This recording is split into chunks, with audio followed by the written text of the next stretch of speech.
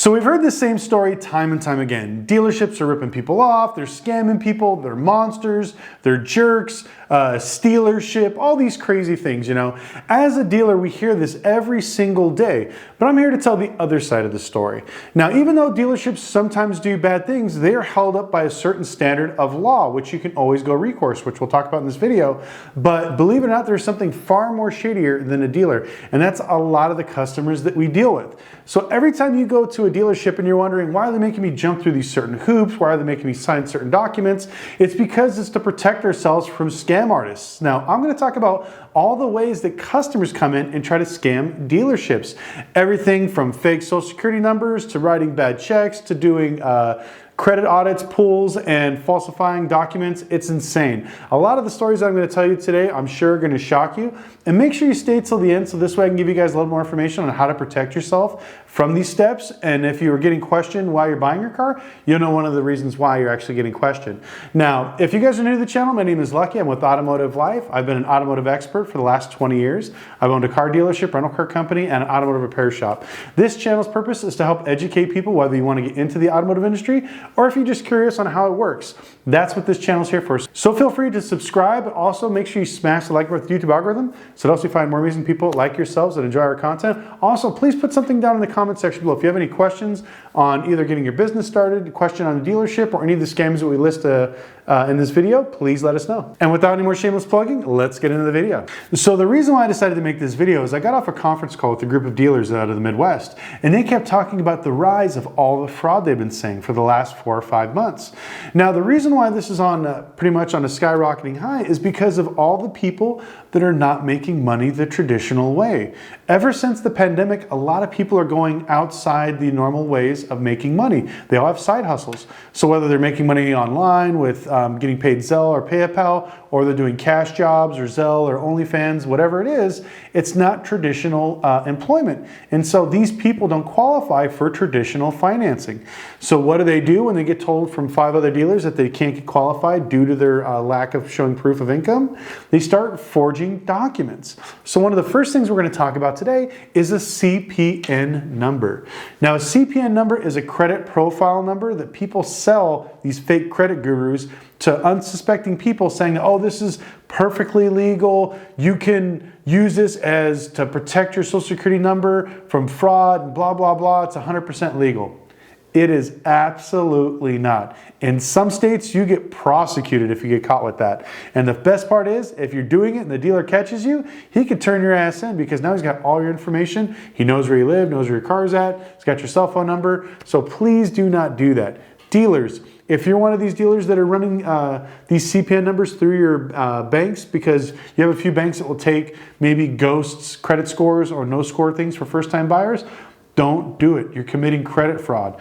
As a dealer, if you get caught, like I said, with any type of fraudulent contracts, you are bound by law to buy those contracts back for the whole length of the term. So don't mess with that because it could come back and bite you in the ass. So please, people, stay away from credit profile numbers. There are so many people online selling these things, but they're absolute bullshit. And a lot of times these assholes sell them to 2, 3 people. So when you go to run your credit profile number, it'll be your name, Mr. Bob Smith's name, Jose Garcia's name, Mr. Johnson's name. Like, there'll be 10 names on that profile. So please stay away from that. You don't want to get started in that. I know it was a big thing like 7, 8 years ago, and it's still trickling out there, but stay away from that. Just fix your regular credit. Now, the next thing we're going to talk about is fake pay stubs. Fake pay stubs have always been a big problem when it comes to dealers. We get it all the time. Customers come in, instead of being honest and forward and telling us, hey man, I make cash, I do this, I do that. A lot of times we can get your deals done, but a lot of people lie and they bring in these bullshit ass fake stubs, pay stubs. They get them from like paystubs.com, they go to fiverr.com, and even though you get the ones that have ADP logos on it and Wells Fargo logos and stuff like that, we as a dealer can actually check that stuff. So if you're a newbie dealer and it says ADP, all you gotta do is call ADP and give them the serial number on the check, and they'll tell you whether it's a legit check or not. I know some of these steps may take a little bit of extra time, but it'll save you definitely a lot of money because you won't have to buy that contract back. And when it comes to the consumers as regular people, if you make cash a certain way, there's ways around it. You can show proof of income. Like if you're getting checks, let's say you do construction on the side, you're getting checks from a boss, just photocopy them every time you get them and then do that. And also you can ask your boss to take his ledger out, copy all the ones that he wrote you, and also show proof that it's exiting out of his account, and that's actual proof that I can get you financed. If it's cash you're making, put it in the bank. Even if you pull it right back out, it doesn't matter. You're showing proof of income. We see that flow of income. There's nothing wrong with it. There's a lot of ways people make money, and there's no right way or wrong way. You just need to be able to prove it with some sort of documentation. We even have banks that if you put money into a prepaid card and you pay your bills with it and you pull money off and on of it and you constantly do that, that also qualifies. We can get that money from your prepaid card or PayPal, whoever, and say, hey, look, this customer puts this money on his card every single day. Look, he put $100 on there yesterday. He put $200 on there today. He does, I don't know, landscaping or sells candles or something, whatever else it is, and he puts money in his thing. We can show a track record, and that's what the bank wants to see because they're trusting you with money. So please do that. Next thing, bank statements. We've seen a lot of fraudulent bank statements. People going to one of their buddies that makes a lot of money, photocopying all the stuff and then changing their name on it. Don't do that because it takes us 5 minutes to actually call the bank and verify. We give them the account number and say, just what's the last name of the person's account? And you just say, oh yeah, this guy's name is Mr. Smith. And we're like, okay, well, Mr. Johnson has Mr. Smith's bank record, so we automatically know they're fake. And then also, as a dealer, always make them log in your computer and print out the documents. If they can't do that, please stay away. Now, the next thing we're going to talk about are all the credit card scams. Now, like I said, there are a lot of people out there that use their credit cards to try to either purchase a car 100% outright or whatever else. So if you've watched a few of my videos before, I talk about never buying a credit card, or excuse me, buying a car with a credit card. And as a dealer, you never want to accept it because at any time they could back charge the credit card due to fraud, due to something else, consumer rights. It doesn't matter. All that matters is they take that money out of your account and you're screwed and the customer left with the car.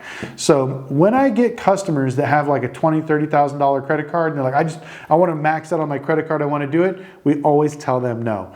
Now with some credit cards like Capital One, American Express, they can actually get a check from American Express, Capital One, or Chase, and then they could write it out to the dealership and you could cash it that way. You 100% can do it that way. Never ever take more than $5,000, $10,000 off of a credit card because it will bite you in the ass because at any time they can back charge that and now you're chasing $10,000. Now, if it's something you gotta sell and you're really anxious to do it, I totally understand. What I do is we have them sign a contract, a credit card authorization, and let's say he has a $5,000 deposit. I will do 5 charges of $1,000. I don't care if it costs me an extra $2, $3, $5 each pull. I'd rather pay that than him calling up the phone and saying, hey, you know what? I didn't authorize these charges, pull the $5,000 back. Now, he has to say that on each single one, and the fact that he can maybe fight 1 or 2 of those, he can't say that all 5 of those, even though he was physically there and he signed a contract for each one, that is fraudulent. So the more you have your documentation correctly, and you do it this way, it'll protect yourselves. But there's a lot of people out there that will try to force you to use their credit card, American Express, whatever it is. Oh, I'm doing it for the points, bro. Don't do it because I guarantee you, as soon as they get that card, they're going to call their credit card, back charge it, and your ass is screwed. And the customer's going to be laughing all the way bank, and there's nothing you can do. Now, unfortunately with our business, like I said, people talk a lot of bad shit about dealers. Oh, they're assholes, they're jerks, and whatever, blah, blah, blah. But here, I'm going to tell you a little bit of a fun fact. Dealers have to stand by a certain point of law or they can get sued or put out of business. Like the perfect example, I heard somebody, oh, they charged me way too much for the car, it's not worth it. Selling a car and selling a house are very similar. So let's say you have really good credit. You come into my dealership and you want to buy a car for $20,000 and it's worth 20 grand. And I try to sell it to you for $30,000. The banks will not approve it. They're going to look at the VIN number, they're going to run it and say, okay, this car is worth $20,000. We'll give you maybe 25 grand with warranties and upgrades and sales tax and whatever else. And that's it. So this big myth that, oh, the dealers screwed me over and they buried me in a car, we can only sell you the car for what it's actually worth. We can get you maybe a few points up and above full retail, but it's still technically what it's worth.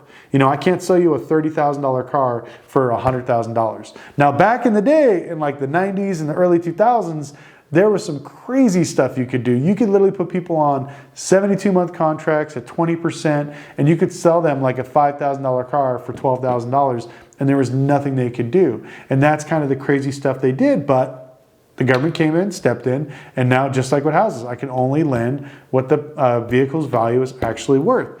Now, in this current climate, the vehicle values are going up. So banks are being a little more lenient when it comes to lending. They'll go up a little bit higher, a little bit lower, just depending on the person's credit and the way the inflation is working. But even now with the massive repos we're seeing, they're starting to dial that back down. So a lot of these dealers, which you've been seeing around, are slowly starting to ask less and less of their cars because they see all the repos coming out and the banks don't want to give as much money as what they used to. Now, one of the other big scams is what's called a PIK payment. There are a lot of people out there that go out and buy cars and they're like, oh yeah, I got $10,000. Here's $5,000 today. I'm getting the rest from an insurance settlement. My car got crashed, whatever else, we'll pay you down the road. It's going to be about 2 to 3 weeks. So they tell them what they're going to do, and then they either write them a check or they say they're going to come back with the rest of the money.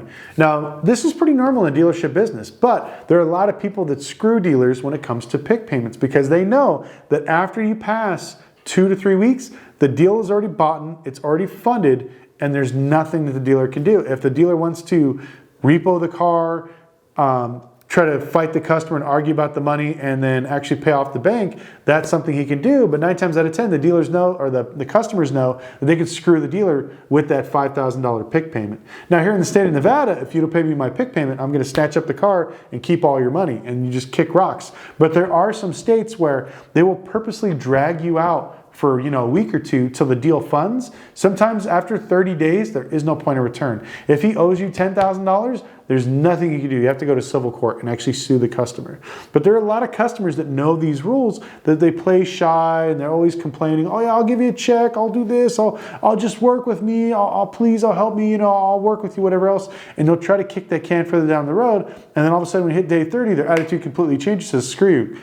Sue me, go after me, whatever else, I don't care. The car's mine, I already made the first payment. And then that's when the dealers get screwed. Another big one is I've had customers actually screw me with titles. Now, when you do a trade-in, you always want to verify through Carfax if the title is legit. So what happens is a lot of these customers come in and they get, let's say they want to trade in their car, but they need money and they need cash. They'll go home and they'll file for a lost title. The DMV will send them a new title. So now they have their old title and they have the new title the DMV issued. They'll take the new title that the DMV issued, go down to Payday Loan Store or Title Loan Store and say, hey, I need to borrow $3,000 on my car. Here's my title. They verify the title, say, okay, this is the recent title because they have DMV reports. They could say, okay, this is the recent title. Here's your $3,000. Now that title loan company owns that vehicle.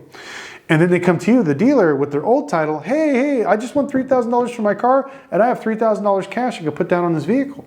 So as a dumb dealer, 9 times out of 10, they just take the title, take the cash, send the customer on their way, and they don't realize it until they sell the car at the auction or something else, they realize they've been had. So as a dealer, you need to actually take the original title that they give you and then look up on Carfax. In the very corner, there's an actual title ID number. See that that number matches that title, because a lot of times, like I said, if it's an old title, the number will be different. So you can tell the customer, hey, look, did you order a new title or something? And sometimes it happens, people get titles mixed up. You could say, hey, well, this is your old title. We need your new title. Can you go ahead and file the paperwork? Or if you have a DMV clerk, sign this power of attorney, we're gonna file for a new title in your name.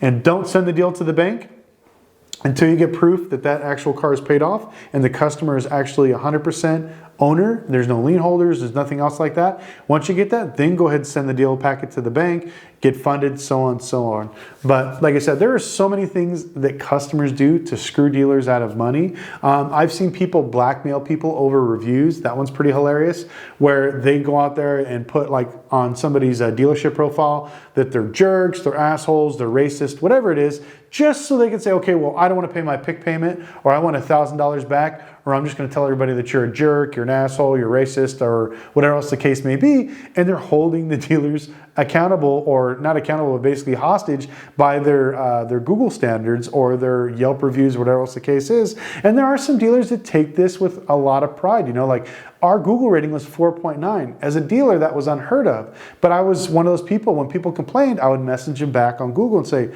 what was the problem? Do you have an issue with one of my employees? Was it me, myself? Do you have a problem with the car? And I would try to resolve the situation. But unfortunately, when some of these people see this, these con artists, they see that you're one of these people that are proactive, and they will do stuff like that. Oh, this guy was a jerk. He was an asshole. He said something, really bad to my wife, or he said something really racist, and then boom, now you're stuck in this dilemma where even though you're technically not the bad guy, just because you're the dealer, automatically you're the shady person.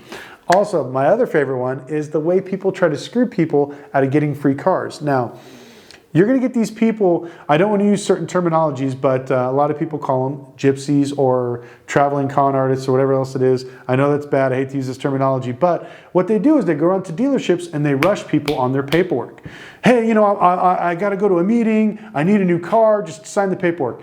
And what they're hoping is that you'll mess up on something, a T, an I, you'll forget to initial something, and just rushing you, hey, I gotta go, man, I gotta go, just sign the papers, we'll just do it real quick. And then they just wanna leave with the car. 9 times out of 10 when they're doing that, they're hoping you make a mistake, because what they're gonna do is right after that contract, you're gonna call them back, hey, I need you to come back and fix this paper, or I missed something. They're not gonna call you back. They're gonna go to DMV, they're gonna file a complaint, and they're gonna say it's a fraudulent contract. And then you're going to have to go back there and actually give the customer the car. First they're going to say they're going to sue you and they go after your bond, but then they'll let you go if you give them the car. I've seen it 1,000 times. They do it all the time here in Vegas. It's a group of them. They literally go from LA to Vegas to Washington, to Oregon, to New Mexico and Arizona. So this is a big group of people. They do that. So if you ever get somebody that rushes you on your paper, come on, man, just hurry up. I need to get it done and get it done. Always take your time. Double check the identity, double check your paperwork, go through everything, and then once it's done correctly, double check it again, and then process the vehicle. Because these people out there are literally trying to steal your cars. And also, they do really tricky, shady stuff too. So they'll tell you to come pick up the car if you got them and you threaten them enough. They will put like their kid's bike behind it. They will put a barbecue grill, and they want you to move it because more than likely there's cameras up there. So when you go to pick up your car, you're going to lift up this barbecue grill that's in the way of your car. You're going to hop in there and you're going to take it. Well, you moved personal property. In some states, like here in Nevada, if anything is blocking or impeding the way of the vehicle and it's their personal property, it is 100% illegal to take the vehicle. Now, they're hoping a lot of dealers don't know this, and that's why I'm talking about this video, because they're hoping that if you do that and they catch you on tape, that's another thing. They're going to show this to the judge. Look, he moved my personal property. That's illegal. I want this car for free and I want $50,000. A friend of mine here in Vegas got caught by a group of them. It was a whole family. They came in, they bought a bunch of cars from him. He thought he made a huge payday. I think they put like $5,000 down on each of these cars. They're like $20,000 cars. And, found out they were all scamming him. Went over there to pick up the cars. Same thing. The gate was closed and they put a lock through it. And the lock was closed. And they're like, yeah, just come pick him up. When his guy went there to get him, he unhooked the lock and opened the gate. Even though the lock was open, once they closed the gate and they had that lock on there, it was considered personal process or personal property as well as behind gates.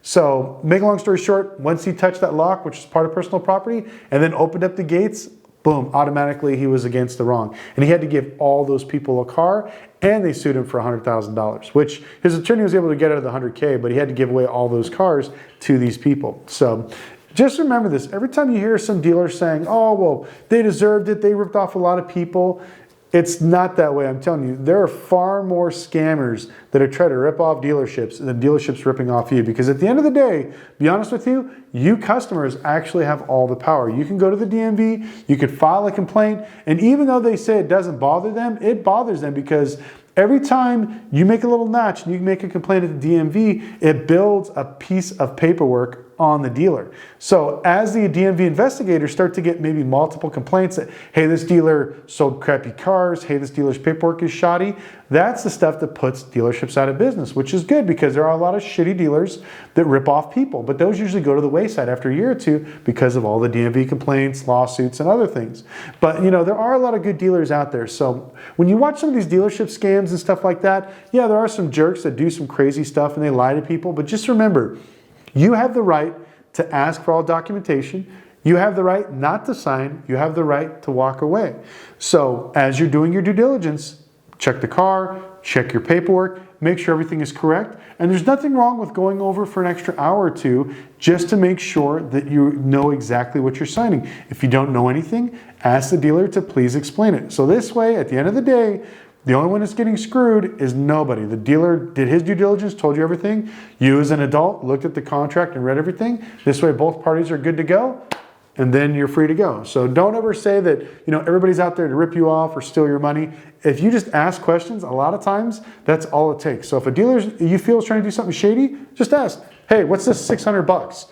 Oh, that's our additional documentation fee. Take that shit off. They may complain and say, oh, I can't do that. That's part of the fee. You don't have to sign. Say, you know what? I'm not going to sign unless you take that $600 off. I'm not paying any bullshit fees. And if they don't, walk away. Go to another dealer. You know, you have the total right. And also, when you're dealers, quit doing that shit. I hate you guys that do this extra docs and extra fees and extra. And you know who you are. And I'll give this little side bit because, like I said, this is also for the consumers and the dealers. If you have a car on Car Gurus, and I used to hate this because this is why I never send it for Car Gurus, they force you to put the cheapest price. So let's say you have a Chevy Camaro and it's $27,000. And mine is $32,000. Well, you're gonna see the $27,000 one and you're gonna be like, that's a great deal. I'm gonna buy that one. Forget this guy with the $32,000. But mine is $32,000 with all the fees out the door. The $27,000 guy is what he bought it for at the auction. Then when you get there, he has a $2,500 reconditioning fee, you know, $1,000 dock fee, $1,000 destination fee. And by the time he's done, it's $35,000 out the door. Still way more expensive than my car, but that's what these dealers do. So my advice, if you're a dealer and you're marketing, put the actual price. You may say, well, they're not going to come. We're not going to be the cheapest. That's okay. You don't have pissed off customers. That's why we don't get roasted in our comment section when you actually bid on a car. Like if the car is $30,000 and the customer's like, well, that's $1,000 more than the other guy, that's okay. Yours is real. When they go to the guy for $27,000 and he finds out it's $35,000, they're going to roast that guy in his Facebook, his Instagram. They're going to be in their Google reviews. So just be honest, put that up front. Anyways, I hope you guys enjoyed the video. If you have any questions, please put in the comment section below. I answer every single one, myself personally, none of my staff, just me. And once again, if you have any other questions as far as your business, we are open to consulting calls. Our link is down there in the description below, and we'll see you next video.